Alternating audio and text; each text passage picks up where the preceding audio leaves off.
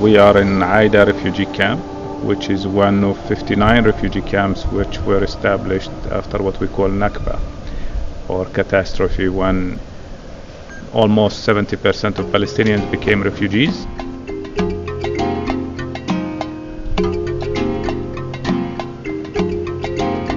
I was born in this camp, and I was born in the shelters, so it was in 1963. I am the youngest of 14, but among these 14, 10 died a few months or a few years old because of poverty, sickness, cold, malnutrition, and so on.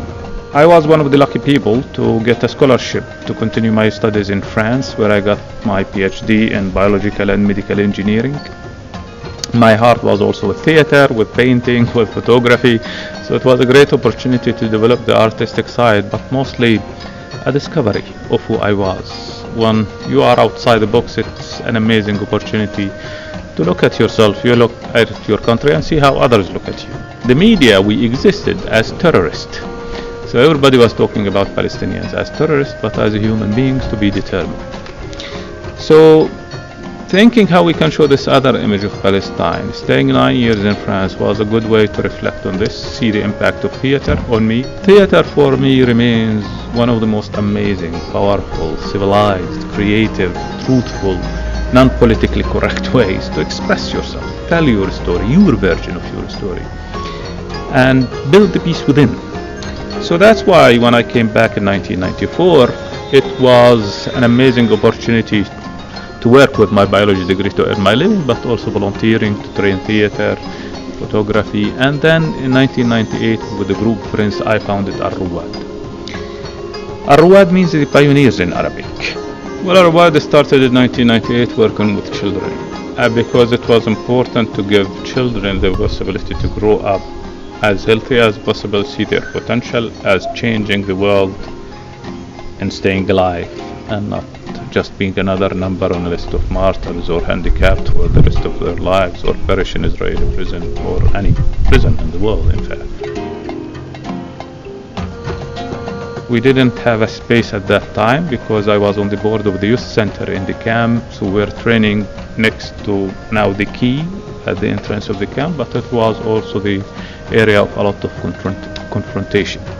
So even though I was training the young people there and the children, at a certain time there was tear gas, everybody was imprisoned within this, and at a certain time I had 60 kids training, and all the center was enveloped by tear gas.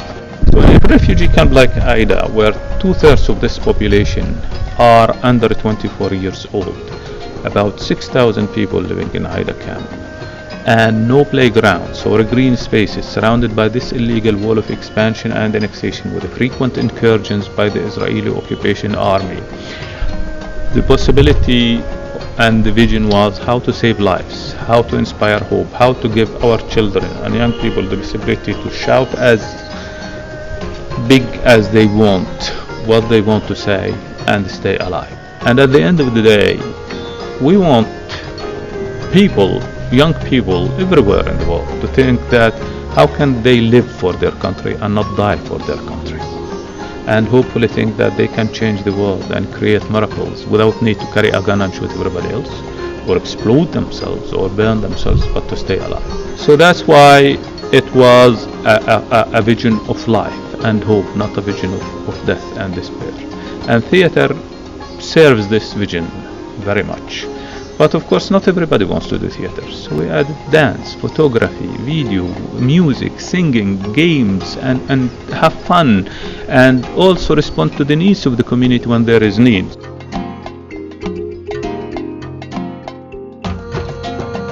Here in Alrowwad we are working on the idea of the beautiful resistance against the ugliness of occupation. Because of the location of the camp and the wall that set on the land of the camp, we started that idea. The children do not have that much services or that much entertainment activities. Here in Alrowwad we are providing those activities for free. We are adopting those children, qualifying them, trying to promote life and inspire home.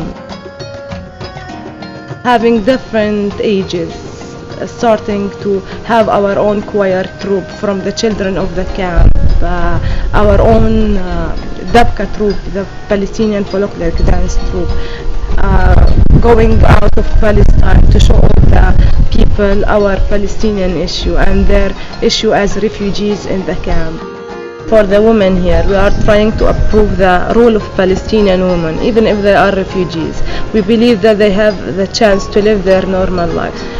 We have our vocational training program as well for the women, trying to get to provide like a minimum of income for those women, especially after the second intifada. Most of the men here in the camp just lose their permit to go and work in the occupied territories. So the women should have the rule to get that income for the families. We are working on sewing programs with women, promoting their products down in our gift shop, helping them to get that income.